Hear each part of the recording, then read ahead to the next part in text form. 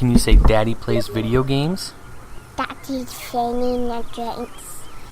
Hey guys, GamerDad here. Wanted to come at you with some Call of Duty updates. So this past week or so, ever since Gamescom, there hasn't been a whole lot that's come out. Now, we've seen some things that I'll talk about here, so I'm just going to be hitting on, I believe it's just 4 major things that have happened with Call of Duty Ghosts over this past week. So they haven't come out with anything massive, but they've come out with a few interesting things. So I'm going to go ahead and start off with the Huffington Post. Got their hands on some playtime with Call of Duty Ghosts, and this is what they had to say. Quote, "Everything you'd expect is present and correct from a Call of Duty sequel. Massively detailed and intricate maps, faster and somewhat more robust gameplay, and finesse details that are both enigmatic and tangible." End quote. So a lot of big words to say. They think it's pretty awesome. So it's good to hear a, I guess, somewhat unbiased viewpoint on the game, given the and I say unbiased only from the sense that Huffington Post is not necessarily a gaming website. Now they are biased on some other things, but they're not necessarily biased with games. Secondly, for Call of Duty Ghosts, it came out and said that there is not going to be any character transfers across platforms. In other words, if you have an Xbox or Xbone, which that's how I read it every time I see Xbox One, or PlayStation or PS4, apparently you're not going to be able to transfer characters from an Xbox to a PlayStation. So I didn't know that was a special request, but apparently you can't do that. So the quote goes as follows: "With the launch of Call of Duty Ghosts, using the Call of Duty account, players will be able to carry their profile stats and in-game progress forward and backwards from Xbox 360 to Xbox One, and from PS3 to PS4. This new ability will not only allow players to further enjoy their Call of Duty Ghosts experience, regardless of whether they are playing on current gen or next gen, but also help them seamlessly transition from next gen within console family." So in other words, when you have an Xbox 360 and you go to Xbox One a year down the road, whatever, stuff is going to transfer.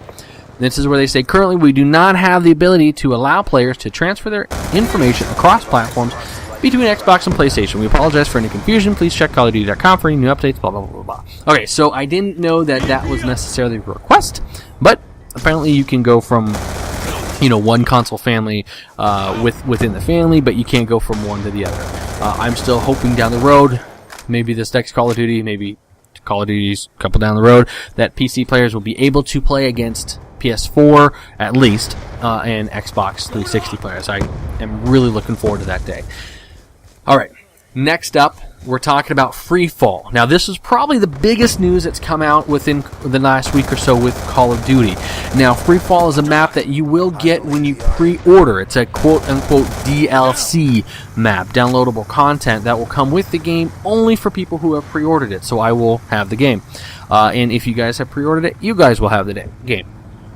So here are a few things we know from, I guess, a somewhat underwhelming teaser from Freefall. And I'll go ahead and I'll put the link for the video in the description if you guys haven't seen it. So Freefall, Mark Rubin says it's, quote, "introduces our new mechanic, dynamic maps. This idea of bringing cinematic single-player experience to multiplayer," end quote. So some aspects of this that we see is that this Freefall, the level is continually changing. It's constantly changing, is what they say.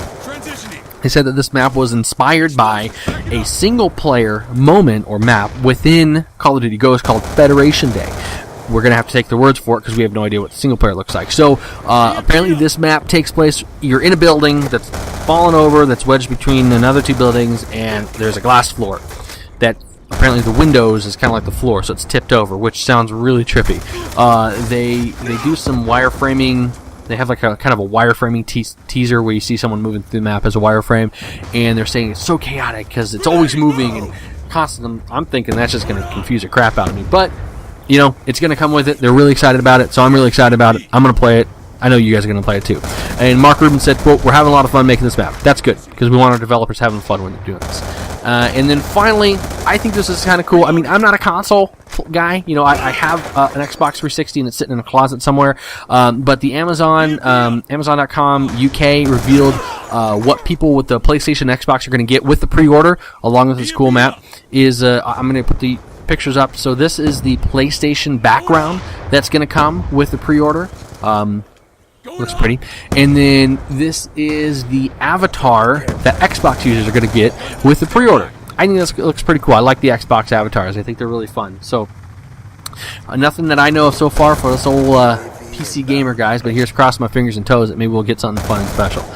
So there's a bit of a, I guess, conglomeration of news from the past week that in regards to Call of Duty. Not much, but what I did want to bring, because I know we're all looking for this upcoming game. So something I wanted to kind of end with or finish with is just encourage you guys to keep enjoying the video games that you're playing. I'm hearing a little bit of hate, for Black Ops. Oh, I can't wait for this to come out. Oh, I can't wait for this. I hate this game. But we all love playing video games. You bought it. You're playing it. You're playing it because you have some sort of enjoyment doing it. Whether it's Battlefield or Call of Duty or America's Army or some awesome, amazing indie game that 3 guys developed in their basement, whatever it is, if you purchased it and it's on your PC, your Xbox, or your PlayStation, and you're playing it, have fun with it. Don't care about what the internet says. Don't care about what trolls have to say about the gun that you're using. Every single game has the phenomenal features that you enjoy playing. So enjoy them. You spent the money to play them. A video game is not meant to be purchased to hate. A video game is meant to be purchased to play. And we have the opportunity to play with other people, so let's be nice. Have some fun while we're doing it. Don't spend the mental energy on finding everything wrong with a competing game. Just have fun and play the game. So anyway, I really appreciate you guys. I hope you guys have a wonderful, amazing day, amazing night whenever you listen to it. I'm going to go ahead to bed. Good night. Good night, Daddy.